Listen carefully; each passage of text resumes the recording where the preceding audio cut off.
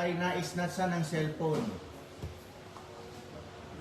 Pagka-snatch po ng cellphone niya na Oppo na nagkakahalagang 10,000 pesos, siya po ay nakipampuno sa snatcher na may daladalang motor. Nung naagaw po ang cellphone niya, tumakbo po yung snatcher, abang naagaw naman niya yung susi at tinakbo naman niya yung motor ng snatcher.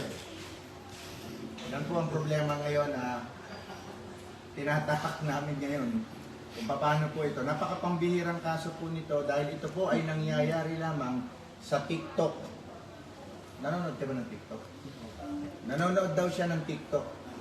Kaya napanood niya sa TikTok po yung ganitong klase kung paano kumounter sa snatcher. Pagka-snatch po ng cellphone niya, nakipagbuno siya, nakuha naman niya yung susi. Nung nakuha niya yung susi, tumakbo yung snatcher, dala yung cellphone niya. Samantalang siya, sinakyan naman niya yung motor, tinakbo naman niya yung motor, siyempre. Kaya nandito po siya ngayon, nagre-reklamo po siya. Dahil yung cellphone niya, tinakbo ng snatcher, tapos siya naman yung motor, nung snatcher, tinakbo niya dito. Kaya ito po ay palo